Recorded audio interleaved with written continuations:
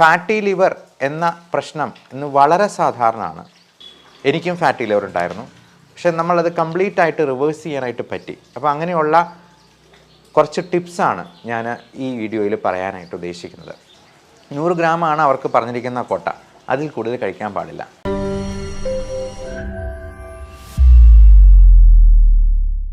കരൾ രോഗം ഒരു നിശബ്ദ കൊലയാളിയാണ്. അവൻ ഒരു പ്രശ്നവും ഉണ്ടാക്കാതെ ഇങ്ങനെ നിൽക്കും. ആൾക്കിച്ചിരി വണ്ണമൊക്കെ ഉണ്ടാകും, അനുബന്ധമായിട്ട് സ്വല്പം ഡയബറ്റീസും ഹൈപ്പർ ടെൻഷനും കൊളസ്ട്രോളും ഒക്കെ ഉണ്ടാകും. പക്ഷേ ഈ കരളിന് പ്രശ്നമുണ്ട് എന്നുള്ളത് അവരറിയാതെ പോകും. പെട്ടെന്നൊരു പ്രഭാതത്തിൽ അവർ ചോര ഛർദ്ദിക്കുകയോ അല്ലെങ്കിൽ വയറ്റിൽ നിന്ന് രക്തം പോവുകയോ ഒക്കെ ചെന്ന് നോക്കുമ്പോഴേക്കുമായിരിക്കും, ടെസ്റ്റ് ചെയ്യുമ്പോഴായിരിക്കും നമ്മളറിയുക കരളിൻ്റെ ഒരു 90% പണി മുടക്കിയെന്ന്. അത് ഒരു തുള്ളി മദ്യം പോലും കഴിക്കാത്ത ആൾക്കാരിൽ പോലും ഈ പ്രശ്നം ഇന്ന് കണ്ടുവരുന്നുണ്ട്. ഫാറ്റി ലിവർ എന്ന പ്രശ്നം ഇന്ന് വളരെ സാധാരണമാണ്. ഒരു 90% ആൾക്കാർക്കും ഗ്രേഡ് 1 ഫാറ്റി ലിവർ എങ്കിലും ഉണ്ട് എന്നുള്ളതാണ് നമുക്ക് റേഡിയോളജിസ്റ്റിൻ്റെ അടുത്ത് നിന്നൊക്കെ സംസാരിക്കുമ്പോഴേക്കും മനസ്സിലാവുന്നത്. എനിക്കും ഫാറ്റി ലിവർ ഉണ്ടായിരുന്നു. പക്ഷെ നമ്മളത് കംപ്ലീറ്റ് ആയിട്ട് റിവേഴ്സ് ചെയ്യാനായിട്ട് പറ്റി. അപ്പോൾ അങ്ങനെയുള്ള കുറച്ച് ടിപ്സാണ് ഞാൻ ഈ വീഡിയോയിൽ പറയാനായിട്ട് ഉദ്ദേശിക്കുന്നത്. അപ്പോൾ ഫാറ്റി ലിവർ എന്ന് പറയുമ്പോൾ നമ്മൾ കഴിക്കുന്ന ഭക്ഷണത്തിൽ കൂടുതലായിട്ടുണ്ടാകുന്ന ഫാറ്റ്, ഷുഗർ, ഇതിലേറ്റവും പ്രധാനം ഫാറ്റിനേക്കാൾ കൂടുതൽ ഷുഗറാണ് എന്നുള്ളത് പ്രത്യേകം മനസ്സിലാക്കുക. അതായത് നമ്മൾ അകത്തോട്ട് കഴിക്കുന്ന പഞ്ചസാര, മധുരമുള്ള എന്തും, അതായത് ശർക്കര, കരിപ്പട്ടി പോലുള്ള സാധനങ്ങളെല്ലാം അത് ഒരേ രീതിയിലാണ് മെറ്റബോളൈസ് ചെയ്യപ്പെടുന്നത്. ഇനി ചില തരത്തിലുള്ള ഫ്രൂട്ട്സ് പോലും ഒത്തിരി മധുരമുള്ള, അതായത് മാങ്ങാപ്പഴം ഭയങ്കര മധുരമുള്ള, ഫ്രക്ടോസ് കണ്ടൻറ്റ് വളരെയധികം കൂടുതലുള്ള പഴങ്ങൾ പോലും കരളിന് പ്രശ്നം ഉണ്ടാക്കാം. അത് ഗ്ലൂക്കോസ് പോലെ തന്നെ അപകടകാരിയാണ്. അതുപോലെ ചെറുപഴമാണെങ്കിലും ഒരു ഡയബറ്റിക് ആയിട്ടുള്ള രോഗി 100 ഗ്രാമിൽ കൂടുതൽ ചെറുപഴം ഉള്ളിലോട്ട് കഴിക്കാതിരിക്കുന്നത് തന്നെയാണ് ഏറ്റവും നല്ലത്. 100 ഗ്രാമാണ് അവർക്ക് പറഞ്ഞിരിക്കുന്ന കോട്ട, അതിൽ കൂടുതൽ കഴിക്കാൻ പാടില്ല.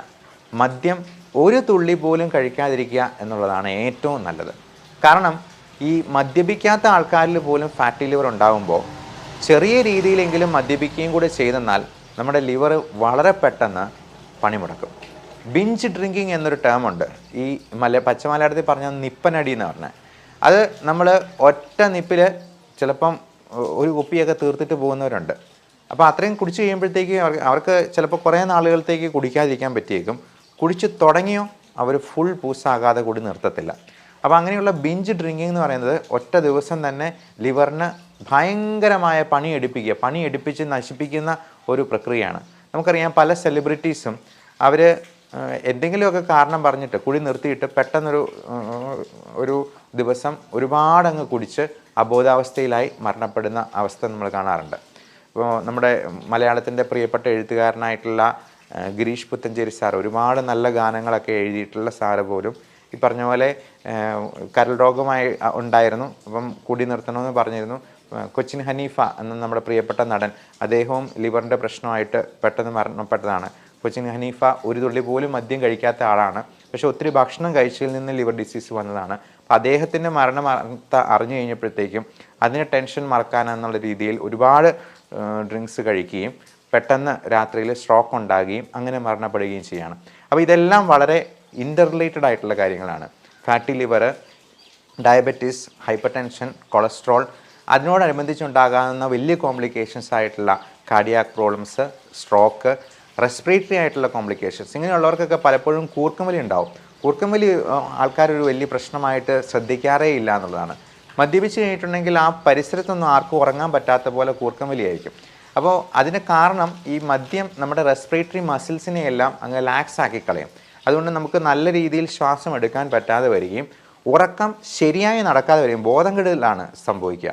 അതുകൊണ്ട് തന്നെ ഓക്സിജൻ ഒത്തിരി അങ്ങ് കുറഞ്ഞു പോയിട്ട് നമ്മൾ ആയാസപ്പെട്ട് ശ്വാസം എടുത്തിട്ട് പിന്നെയും ഉറങ്ങുക. അപ്പം ഇടയ്ക്ക് വായിന്ന് സെക്രീഷൻസ് ഒക്കെ വന്നിട്ട് കണ്ടു നിൽക്കുന്നവർ പേടിച്ചു പോകും. അതുപോലെയുള്ള രീതിയിൽ ഈ പ്രശ്നങ്ങൾ ഉള്ളവർ ഒത്തിരി പേരുണ്ട് നമ്മുടെ സമൂഹത്തിൽ. അപ്പോൾ ഈ സ്ലീപ്പ് ആപ്നിയ എന്ന് പറയുന്നത് വളരെ പ്രശ്നങ്ങൾ ഉണ്ടാക്കാവുന്ന, ഉറക്കത്തിൽ തന്നെ ഹാർട്ട് അറ്റാക്കും സ്ട്രോക്കും ഉണ്ടാക്കാവുന്ന ഒരു പ്രശ്നമാണ് എന്നുള്ളത് മനസ്സിലാക്കുക. അപ്പോൾ മദ്യം ഇത്തരത്തിലെല്ലാം നമ്മുടെ എല്ലാ അവയവങ്ങളെയും പ്രത്യക്ഷത്തിൽ ഡയറക്റ്റ്ലി ഓർ ഇൻഡയറക്റ്റ്ലി അത് ബാധിക്കാനിടയുണ്ട് എന്നുള്ളത് മനസ്സിലാക്കുക. അപ്പോൾ മദ്യം ഒഴിവാക്കുകയും നമ്മൾ ഭക്ഷണശീലങ്ങളിൽ കൃത്യത പുലർത്തുകയുമാണ് ഇതിന് ഏറ്റവും നല്ല കാര്യം.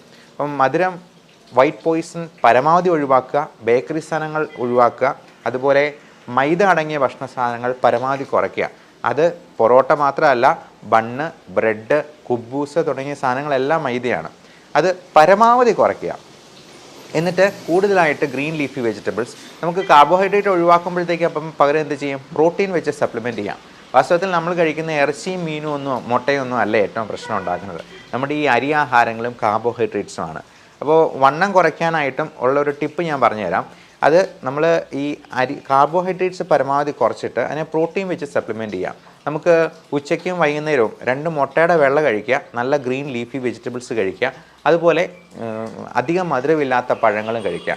തണ്ണിമത്തൻ, പേരയ്ക്ക പോലുള്ള പഴങ്ങൾക്കൊന്നും വലിയ മധുരമില്ല, മാങ്ങാപ്പഴം പോലുള്ള സംഗതികളല്ല ഉദ്ദേശിക്കുന്നത്. അതുപോലെ കുക്കുംബർ, അങ്ങനത്തെ സാധനങ്ങളൊക്കെ നമുക്ക് വിശപ്പ് കുറയ്ക്കാനായിട്ട് ഉപയോഗിക്കാം. അതുപോലെ തന്നെ ഈ ഫൈബർ കണ്ടൻറ്റ് കൂട്ടാനും വിശപ്പ് മാറി നിൽക്കാനും നമ്മുടെ ഫാറ്റ് ഉരുക്കി കളയാവുന്ന തരത്തിലുള്ള പുതിയ തരത്തിലുള്ള മരുന്നുകൾ ഇന്ന് മോഡേൺ മെഡിസിനിൽ അവൈലബിൾ ആണ്.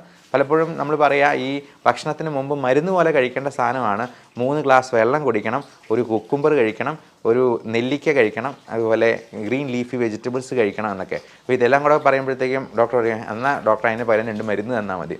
അപ്പോൾ വേണമെങ്കിൽ അതിന് പകരം 2 ഗുളിക കഴിക്കുന്നതായിരിക്കും ചിലപ്പോൾ പലർക്കും ഏറ്റവും എളുപ്പമുള്ള കാര്യം. നമുക്കെല്ലാവർക്കും തിരക്കാണ്, ബിസി ലൈഫിൽ നമുക്ക് പലപ്പോഴും ഇതൊന്നും കൃത്യമായിട്ട് ശ്രദ്ധിക്കാൻ പറ്റാതെ വന്നേക്കാം. അപ്പോൾ അതിന് ഈ ഫാറ്റ് ഉരുക്കി കളയാവുന്ന രീതിയിലുള്ള മരുന്നുകൾ പോലും ഇന്നുണ്ട്. അത് നിങ്ങളുടെ ഡോക്ടറോട് ചോദിച്ചിട്ട് മാത്രം, അത്യാവശ്യമെങ്കിൽ മാത്രം അത് ഉപയോഗിച്ചാലും മതിയാവും. അപ്പോൾ ഫാറ്റി ലിവർ ഉണ്ട് എന്ന് കണ്ടു കഴിഞ്ഞാൽ നമ്മൾ അത്യാവശ്യം ചെയ്യേണ്ട ടെസ്റ്റുകളും കൂടി പറയാം. SGOT, SGPT തുടങ്ങിയ അളവുകൾ, അത് SGPT ഒരു 50-ന് മുകളിലാണെന്നുണ്ടെങ്കിൽ ഫാറ്റി ലിവർ നമ്മൾ സംശയിക്കണം. അതൊരു 100-ന് മുകളിലാണെങ്കിൽ ഗ്രേഡ് 2 ഫാറ്റി ലിവർ ആയിട്ടുണ്ടോ എന്ന് നോക്കണം. അത് ഗ്രേഡ് 3 വരെ നമുക്ക് റിവേഴ്സിബിൾ ആണ്, കംപ്ലീറ്റ്ലി റിവേഴ്സ് ചെയ്യാവുന്നതാണ്. നമുക്കറിയാം, ലിവർ ട്രാൻസ്പ്ലാന്റ് ചെയ്യുമ്പോൾ അതിൻ്റെ ഒരു കഷ്ണം മാത്രം മുറിച്ച് വെച്ച് വേറൊരാളിൽ നമുക്ക് വെച്ച് പിടിപ്പിക്കാനായിട്ട് പറ്റും. കാരണം ലിവർ എന്ന് പറയുന്നത് അപാരമായ റീജനറേറ്റീവ് കപ്പാസിറ്റി ഉള്ള ഒരു ഓർഗനാണ്. അപ്പോൾ വേറൊരു അവയവത്തിന് നമുക്ക് മുഴുവനായിട്ടും മാറ്റി വയ്ക്കുകയല്ലാണ്ട് ഇങ്ങനെ ഒരു ഭാഗം മുറിച്ച് മാറ്റി പിടിപ്പിക്കുന്ന ഒരു രീതിയില്ല. അപ്പോൾ ഈ ലിവർ ട്രാൻസ്പ്ലാന്റേഷന് അങ്ങനെ ഒരു കാരണം ഉള്ളത് തന്നെ ഈ ലിവറിൻ്റെ റീജനറേറ്റീവ് കപ്പാസിറ്റി കൊണ്ടാണ്. അതുകൊണ്ട് ഫാറ്റി ലിവർ ഗ്രേഡ് 3 വരെയാണെങ്കിൽ പോലും നമുക്കത് ഫുള്ളി റിവേഴ്സ് ചെയ്യാം. പക്ഷേ അതിൻ്റെ അടുത്ത സ്റ്റേജ് ആയിട്ടുള്ളത് ലിവർ സിറോസിസ് ആണ്.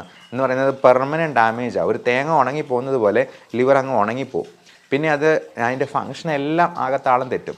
നമ്മുടെ ഡൈജഷൻ പ്രോപ്പറായിട്ട് നടക്കത്തില്ല. അപ്പോൾ അതിൻ്റെ സിംറ്റംസും അതുപോലെയാണ്. ഇപ്പോൾ നമ്മുടെ ഡൈജഷൻ പ്രോപ്പർ ആകാത്തതുകൊണ്ട് നെഞ്ചിരിച്ചൽ, പുളിച്ച് തികട്ടൽ, ഛർദി, ഓക്കാനം, ചിലപ്പോൾ വയറ്റിൽ നിന്ന് പോകുന്നത് ശരിയാകാതെ പോകുന്നു, കോൺസ്റ്റിപ്പേഷൻ ഉണ്ടാകാം, ചിലപ്പോൾ ലൂസ് മോഷൻ ഉണ്ടാകാം, വയറ്റിൽ നിന്ന് പോകുന്നതിൽ രക്തമയം ഉണ്ടാകാം.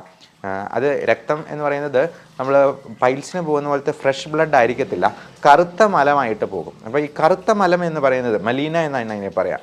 അങ്ങനെ കറുത്ത മലം കാണുമ്പോൾ നമ്മൾ അത് കൊണ്ടുപോയി ഒന്ന് ടെസ്റ്റ് ചെയ്ത് നോക്കണം. Stool occult blood.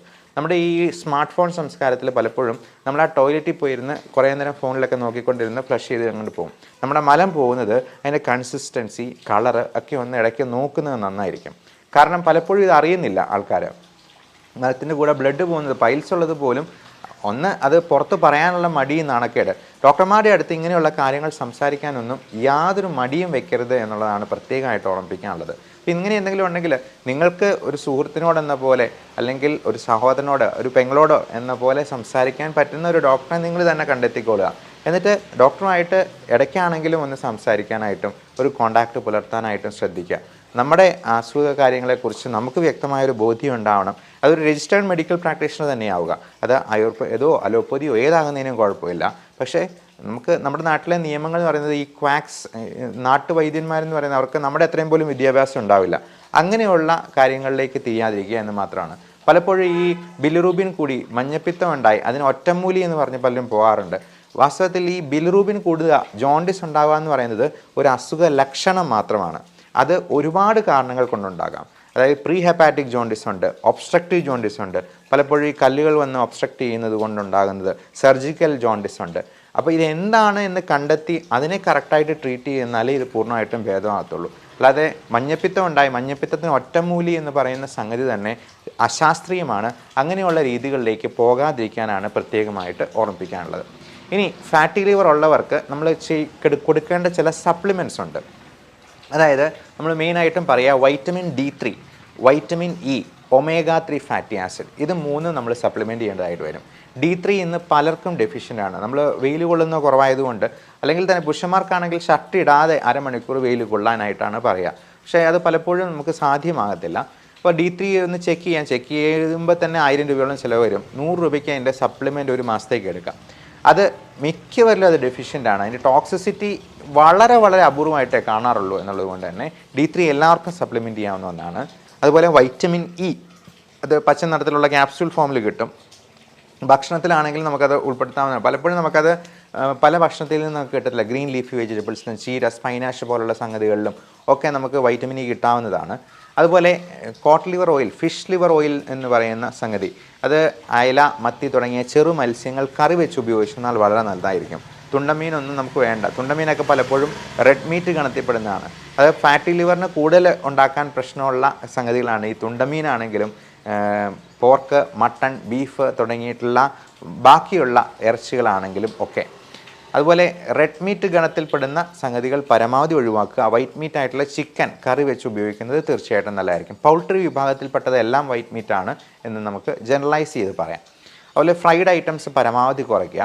ഏറ്റവും പ്രധാനം ഇതിനകത്ത് കാർബോഹൈഡ്രേറ്റും ഷുഗറും കുറയ്ക്കുക എന്നുള്ളതാണ്. അപ്പോൾ ഈ സപ്ലിമെൻറ്റ്സ് 3 കാര്യങ്ങൾ പറഞ്ഞു. ഇനി ഇതിനോടനുബന്ധിച്ച് ഡയബറ്റീസ് ഉള്ളവർക്ക് ആ മരുന്നുകളിൽ അല്പം മോഡിഫിക്കേഷൻ വരുത്തിയെന്നാൽ അത് ഫാറ്റി ലിവറിനെയും കൂടി ഹെൽപ്പ് ചെയ്യും. ഉദാഹരണത്തിന് മെറ്റ്ഫോമിൻ എന്ന മരുന്ന്, അത് ഒരു ദിവസം 2 ഗ്രാം വരെ നമുക്ക്, അതായത് 2000 മില്ലിഗ്രാം വരെ ഒരാൾക്ക് സേഫായിട്ട് കഴിക്കാം. മെറ്റ്ഫോമിൻ 2000 മില്ലിഗ്രാം തന്നെ കഴിക്കുന്നതാണ്. മെറ്റ്ഫോമിൻ ഗുളികയ്ക്ക് വെയിറ്റ് കുറയ്ക്കാനായിട്ടുള്ള അത്ഭുതകരമായിട്ടുള്ള കഴിവുള്ളത് കൊണ്ടും ഫാറ്റി ലിവറിനെ നിയന്ത്രിക്കാനും പറ്റുന്നതുകൊണ്ട് മെറ്റ്ഫോമിൻ ഈ ഡയബറ്റിക് രോഗികൾക്ക് വളരെ നല്ല ഒരു ചോയ്സാണ് എന്ന് പ്രത്യേകം ഓർക്കുക. അതുപോലെ തന്നെ പയോഗ്ലിട്ടസോൺ എന്ന് പറയുന്ന മരുന്നും ഷുഗർ രോഗികൾക്ക് ഫാറ്റി ലിവർ ഉണ്ടെന്നുണ്ടെങ്കിൽ വളരെ നല്ല ഒരു ഓപ്ഷനായിരിക്കും. അത് നിങ്ങളുടെ ഡോക്ടറോട് സംസാരിച്ചിട്ട് അതിനനുയോജ്യമായിട്ടുള്ള മരുന്ന് സെലക്ട് ചെയ്യുക. അതുപോലെ ലിവറിൻ്റെ പ്രശ്നം കൂടുതലായിട്ടുണ്ടായിട്ടുണ്ട്. ഇപ്പോൾ ലിവർ സിറോസിസ് പോലുള്ള ഇതിലേക്ക് തുടക്കമായിട്ടുണ്ടെങ്കിൽ ഈ പറയുന്ന മരുന്നുകളല്ല ഉപയോഗിക്കേണ്ടത്. അതിന് വളരെ സേഫ് ആയിട്ടുള്ള SGLT2 ഇൻഹിബിറ്റേഴ്സ്, DPP4 ഇൻഹിബിറ്റേഴ്സ് എന്ന് പറയുന്ന ഗ്രൂപ്പിൽപ്പെടുന്ന ഈ ഗ്ലിപ്റ്റിൻ ഗ്രൂപ്പിൽപ്പെടുന്ന വിൽഡാഗ്ലിപ്റ്റിൻ, ടെൻലിഗ്ലിപ്റ്റിൻ തുടങ്ങിയ മരുന്നുകളും, അതുപോലെ ഡാപ്പാഗ്ലിഫോസിൻ പോലുള്ള എംപാഗ്ലിഫോസിൻ എന്നുള്ള വാലുകളുള്ള ചില മരുന്നുകളുമാണ്. അത് കിഡ്നിക്കും ലിവറിനും ഒന്നും ഒരു പ്രശ്നവും ഉണ്ടാക്കാത്ത രീതിയിൽ ഷുഗറിനെ കൺട്രോൾ ചെയ്യുന്ന മരുന്നുകളുണ്ട്. അപ്പോൾ ഇത് നമ്മൾ ഇടയ്ക്കിടയ്ക്കൊക്കെ ഒന്ന് ചെക്ക് ചെയ്യണം. നിങ്ങളുടെ ഡോക്ടറോട് ചോദിച്ച് അതിന് അനുയോജ്യമായിട്ടുള്ള മരുന്നുകളിലേക്ക് നമ്മൾ മാറണം എന്നുള്ളതാണ് പ്രത്യേകം ഓർമ്മിപ്പിക്കാനുള്ളത്. ഫാറ്റി ലിവർ സിറോസിസിലോട്ട് പ്രോഗ്രസ് ചെയ്യുന്നുണ്ടോ എന്നുള്ളത് പ്രത്യേകമായിട്ട് നോക്കാനായിട്ട് ഇത് റിപ്പീറ്റായിട്ട് ചിലപ്പം ഒരു 6 മാസം കൂടുമ്പോഴെങ്കിലും നിങ്ങളുടെ ഡോക്ടറോട് സംസാരിച്ച് അതിന് വേണ്ട ടെസ്റ്റുകൾ ചെയ്യുക. നമ്മളിത് പാടെ മറന്നു വെച്ചിട്ട് നമുക്ക് ഇഷ്ടമുള്ള എല്ലാം കഴിച്ച് യാതൊരു ഉത്തരവാദിത്വം ഇല്ലാതെ പോയി കഴിഞ്ഞിട്ടുണ്ടെങ്കിൽ ഉറപ്പായിട്ടും വളരെ പെട്ടെന്ന് തന്നെ നമുക്ക് പ്രശ്നങ്ങളുണ്ടാകും എന്നുള്ളതാണ്. ഇത് ശരീരം മുഴുവൻ നീർക്കെട്ടുണ്ടായി, വയറ്റിൽ അസൈറ്റിസ് എന്ന് പറയുന്ന നീർക്കെട്ടുണ്ടായി, അത് കുത്തിയെഴുത്ത് പലപ്പോഴായിട്ട് നമ്മുടെ സോഡിയം പൊട്ടാസ്യത്തിൻ്റെ അളവൊക്കെ കുറഞ്ഞു പോയി, നമ്മുടെ ലങ്സിൽ പോലും നീർക്കെട്ടുണ്ടാക്കി, അവിടെ പ്ലൂറൽ എഫ്യൂഷൻ എന്ന് പറയുന്ന സംഗതി ഉണ്ടാക്കി, അവിടെ നിന്ന് ട്യൂബ് ഇട്ട് വെള്ളം എടുത്ത് കളയേണ്ട അവസ്ഥ ഉണ്ടാവുക. ഇതൊന്നും അത്ര നല്ല അനുഭവങ്ങളായിരിക്കത്തില്ല എന്ന് പ്രത്യേകം ഓർപ്പിക്കുന്നു. അതുപോലെ അത് തലച്ചോറിനെ ബാധിപ്പിക്കുമ്പോഴാണ് ഹെപ്പാറ്റിക് എൻകഫലോപ്പതി എന്ന് പറയുന്ന കോംപ്ലിക്കേഷൻ ഉണ്ടാവുക. അമോണിയയുടെ അളവ് കൂടുമ്പോഴത്തേക്കും. അപ്പോൾ അങ്ങനെ കൂടാതിരിക്കാനുള്ള മരുന്നുകളും ഉണ്ട്. ലാക്ടലോസ് പോലുള്ള സിറപ്പുകൾ, അത് കോൺസ്റ്റിപ്പേഷൻ റിലീവ് ചെയ്യാനും കൂടെ ഹെൽപ്പ് ചെയ്യുന്നതാണ്. നമ്മുടെ ടോക്സിസിറ്റിയൊക്കെ പരമാവധി കുറയ്ക്കാൻ പറ്റുന്ന വളരെ നല്ല മരുന്നുകൾ നമുക്ക് മോഡേൺ മെഡിസിനിൽ അവൈലബിൾ ആണ്. ഇപ്പോൾ ആയുർവേദത്തിലാണെങ്കിലും ഹോമിയോയിലാണെങ്കിലും അത് അവരുടേതായിട്ടുള്ള മരുന്നുകളുണ്ടാവും. എപ്പോഴും രജിസ്റ്റേർഡ് ആയിട്ടുള്ള ഒരു പ്രാക്ടീഷണറെ സമീപിച്ച് അതിന് വേണ്ട ട്രീറ്റ്മെൻറ്റ് എടുക്കുക എന്നുള്ളതാണ് പ്രത്യേകം ഓർപ്പിക്കാനുള്ളത്. അതേപോലെ തന്നെ ലിവറിന് ഒത്തിരി പ്രശ്നങ്ങളുള്ളപ്പോൾ അതിനെ റെജുവിനേറ്റ് ചെയ്യാനായിട്ടുള്ള UDC പോലുള്ള സോഡിയോക്സിക്കോളിക് ആസിഡ്, സിലിമാരിൻ തുടങ്ങിയ മരുന്നുകളും ഉണ്ട്. ഇതൊന്നും ഓവർ ദ കൗണ്ടർ മെഡിസിൻ അല്ല. ഒരു ഡോക്ടറുടെ പ്രിസ്ക്രിപ്ഷനോട് കൂടി കൃത്യമായിട്ടുള്ള ഫോളോ അപ്പോട് കൂടി ഈ മരുന്നുകൾ ഉപയോഗിക്കാനായിട്ടും നിങ്ങളുടെ ലിവറിൻ്റെ ആരോഗ്യം സംരക്ഷിച്ച് നിർത്താനായിട്ടും പ്രത്യേകം ശ്രദ്ധിക്കുക. Thank you.